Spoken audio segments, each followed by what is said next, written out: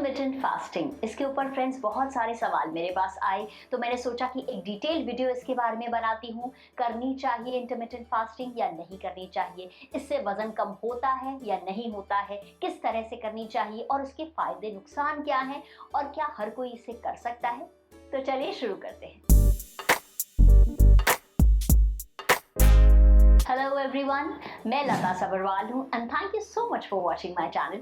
Friends, मेरे channel पे आपको मिलेगा फैशन, फूड, फिटनेस और लाइफ, लेकिन सब कुछ सिंप्लीफाइड। और आज क्योंकि मैं इंटरमिटेंट फास्टिंग इस टॉपिक पे बात करने जा रही हूँ, तो आपको बता दूं कि एक इंडियन एक्ट्रेस होने के साथ साथ मैं एक सर्टिफाइड न्यूट्रिशनिस्ट भी हूँ। तो फ्रेंड्स, सबसे पहले जानते हैं कि इंटरमिटेंट फास्टिंग है क्या। इंटरमिटेंट फास्टिंग जो होती है वो आप समझ लीजिए, मतलब आपने 16 घंटे का फॉर एग्जाम्पल व्रत रखा और जो है 8 घंटे में आपने जो कुछ भी खाना है खाया। और 8 घंटे में आप कैसे खाएंगे? मैक्सिमम आप 3 मील ले सकते हैं। और इसका मतलब ये नहीं है कि हमने 16 घंटे का व्रत रखा है तो हम पूरा वो कॉम्पेंसेट कर दे उन 8 घंटों में खूब खा के। ऐसा बिल्कुल भी मतलब नहीं है। वो भी जो है हम लिमिटेड जितना खाते हैं उतना ही खाएंगे, हल्का फुल्का और हेल्दी खाएंगे। तो इस तरह से होती है। कोई लोग 15 घंटे करते हैं, कोई 16 घंटे करते हैं। इस तरह से जो है इंटरमिटेंट फास्टिंग होती है। अच्छा, तो अब इसके बेनिफिट्स बता दूं इसके पहले कि हम ये डिस्कस करें कि करनी चाहिए कि नहीं करनी चाहिए। तो बेनिफिट्स ये कहा जाता है फ्रेंड्स कि ये हमारी बॉडी और माइंड दोनों के लिए काफी अच्छी मानी जाती है। हमें पतला होने में मदद करती है या नहीं? तो बिल्कुल करती है। और इसका असर आपको देखने को मिलेगा कुछ 2.5 महीने में। अगर आप 2.5 महीने तक लगातार इंटरमिटेंट फास्टिंग करते हैं तो आपको काफी फर्क देखने को मिलेगा। तो ये हमें पतला कैसे करती है? तो हमारे ब्लड में जो इंसुलिन लेवल होता है इसे काफी कम कर देती है, जिसकी वजह से फैट बर्न होता है। ह्यूमन ग्रोथ हार्मोन जो होती है उसे काफी बढ़ा देती है, जिसकी वजह से फैट बर्न होता है और मसल गेन होती है।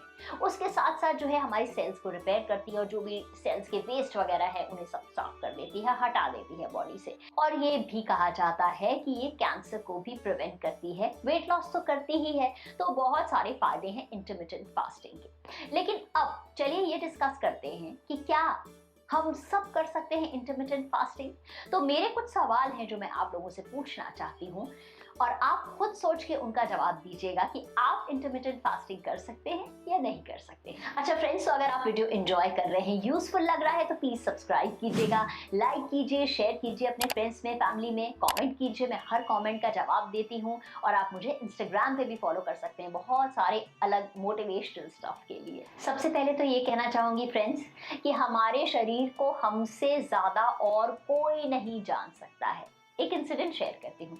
जब मेरा बेटा आरव पैदा होने वाला था तो मेरी गायनेक ने मुझे एक एडवाइस दी थी। उन्होंने यही कहा था कि आपके शरीर को आपसे ज्यादा कोई नहीं जान सकता है और जो बेबी है उससे भी आप ही ज्यादा जान सकती हैं। इसलिए कभी भी आपको कुछ अलग महसूस हो, हल्का भी कुछ हटके लगे, तो आप इमीडिएटली जो है मुझे फोन कीजिएगा, क्योंकि जब तक आप मेरे पास पहुंचेंगी उसमें थोड़ा टाइम लग जाएगा, लेकिन उसके पहले आपको ये चीज मालूम चल जाएगी कि कुछ नॉर्मल से हटके है।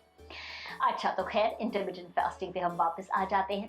तो फ्रेंड्स, मैं आपसे ये कहना चाहूंगी कि हमारा जो शरीर है ना, इसके साथ हम ही सबसे ज्यादा रहते हैं। तो हमसे ज्यादा कौन जान सकता है हमारे शरीर को? बहुत सी डाइट्स आती हैं, बहुत सी डाइट्स जाती हैं। अब ये मेरे कहने का बिल्कुल मतलब नहीं है कि इंटरमिटेंट फास्टिंग जो है वो नहीं करनी चाहिए या गलत है।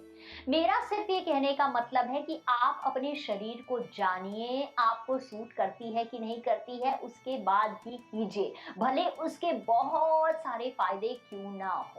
कोई भी चीज जिसके बहुत सारे फायदे हैं, जरूरी नहीं है कि हर किसी के शरीर को सूट करे। एक सवाल पूछती हूँ, अगर आपको एसिडिटी है तो क्या आपको लंबे टाइम तक खाली पेट रहना चाहिए? नहीं ना। हर डॉक्टर ये सजेस्ट करता है कि अगर हमें एसिडिटी है तो थोड़े थोड़े टाइम में खाना चाहिए। अगर आपको गैस की प्रॉब्लम है, पेट बहुत फूल जाता है, आपको बड़ा अनकंफर्टेबल लगता है, तो क्या आप रह सकते हैं ज्यादा टाइम तक खाली?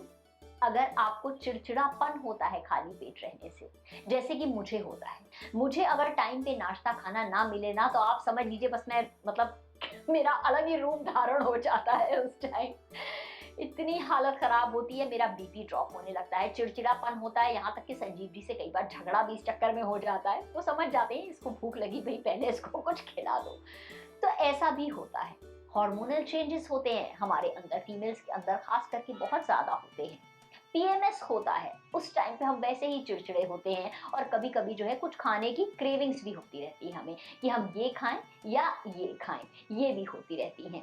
तो क्या इन सब चीज़ों के साथ आपको लगता है कि आप इंटरमिटेंट फास्टिंग कर पाएंगे? इनफैक्ट मैं तो पीएमएस के टाइम पे जो है बहुत ज़्यादा चिड़चिड़ी रहती हूँ, मुझे काफ़ी जो है प्रॉब्लम होती है पीएमएस में। और अगर उस टाइम पे ऊपर से टाइम से मुझे खाना भी ना मिले, मैं मतलब 16 घंटे भूखी रहूँ, तो मुझे और तकलीफ हो जाएगी। हार्मोनल चेंजेस होते हैं हमारे अंदर, हार्मोनल इम्बैलेंस होता है बहुत से लोगों के अंदर, जिसकी वो एक अलग डाइट फॉलो करते हैं। क्या अगर आप ऐसा कर रहे हैं तो क्या आप इंटरमिटेंट फास्टिंग कर सकते हैं? उसके अलावा फ्रेंड्स, हमें ये भी देखना चाहिए कि हमारी सिचुएशन क्या है, हमारी जीन्स क्या है, हम किस तरीके के माहौल में पले बढ़े हुए हैं। क्या हमारे घर पे जो है व्रत वगैरह रखे जाते थे या नहीं रखे जाते थे, क्या हमें फास्टिंग की आदत है या नहीं है, ये चीज़ कंसिडर करनी बहुत बहुत इम्पॉर्टेंट है किसी भी तरीके की कोई डाइट फॉलो करने से पहले। अब मान लीजिए हमें डायबिटीज़ है, तो डायबिटीज़ में क्या होता है कि एक अलग ही रूटीन डॉक्टर बताते हैं खाना खाने की और आप क्या खा सकते हैं। तो अगर आप मेडिसिन ले रहे हैं तो आप तब भी जो है आगे पीछे अपना खाना नहीं कर सकते। अगर आप इंजेक्शंस ले रहे हैं उसमें भी एक अलग रूटीन फॉलो करनी पड़ती है। तो ये चीज़ें, हमारा ब्लड प्रेशर, हमारी जो बॉडी कंडीशंस है, ये सब भी हमें कंसिडर करनी होती हैं। और सबसे बड़ी बात आपको ये बताऊं कि आप जो है किस तरह के वेदर में रह रहे हैं, किस तरह के एटमॉस्फेयर में काम कर रहे हैं, ये भी बड़ा इम्पॉर्टेंट होता है।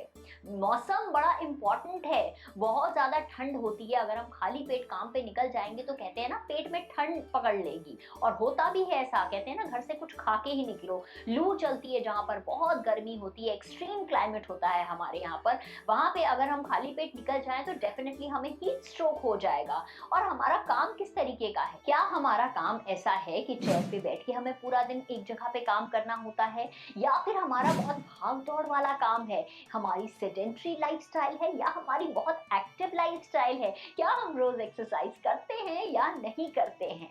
तो ये इतने सारे फैक्टर्स हैं जिनको कंसिडर करके ही हमें ना ही सिर्फ इंटरमिटेंट फास्टिंग बल्कि कोई भी डाइट जो है वो फॉलो करनी चाहिए। और सबसे बड़ी बात आपको फ्रेंड्स ये बताऊं, खुशी जो है वो बहुत इम्पॉर्टेंट है। और मैं हमेशा कहती हूँ कि जो एक सिंपल सादा खाना जो हम खाते हैं, अगर आपने मेरे व्हाट्स इन माय थाली टुडे नहीं देखी है सीरीज तो देख लीजिए, मैं लिंक ऊपर अटैच कर देती हूँ उसका। तो ये जो सिंपल सादा खाना खाते हैं, घर का खाना खाते हैं, अगर आपको उससे टाइम पे अपने टाइम पे खाकर खुशी मिल रही है तो उससे ऊपर कुछ भी नहीं है। क्योंकि जो खुशी, जो हैप्पीनेस हमारे ब्रेन के लिए कर सकती है, हमारी बॉडी के लिए कर सकती है, हमारी वेल बीइंग के लिए कर सकती है, वो कुछ भी नहीं कर सकता है। तो ऐसा बिल्कुल, अगेन मैं कहती हूँ, कहने का मेरा मतलब नहीं है कि आप इंटरमिटेंट फास्टिंग मत कीजिए, लेकिन करने से पहले जितने भी आपको थॉट्स मैंने दिए हैं उन्हें ज़रूर कंसिडर कीजिए, उनके बारे में सोचिए, डिसाइड कीजिए, करके देखिए। अगर ठीक लगे तो कीजिए और अगर नहीं ठीक लगे तो कोई बात नहीं। Okay friends, I hope you all enjoyed this video. एक बार फिर कह देती हूँ, अगर अच्छा लगा तो सब्सक्राइब कीजिए, लाइक शेयर कमेंट कीजिए और बेल आइकन ऑन कीजिए। मुझे इंस्टाग्राम पे भी फॉलो कर सकते हैं आप। बाकी सारी प्लेलिस्ट मैंने नीचे डिस्क्रिप्शन में अटैच कर दी है। Thank you for watching.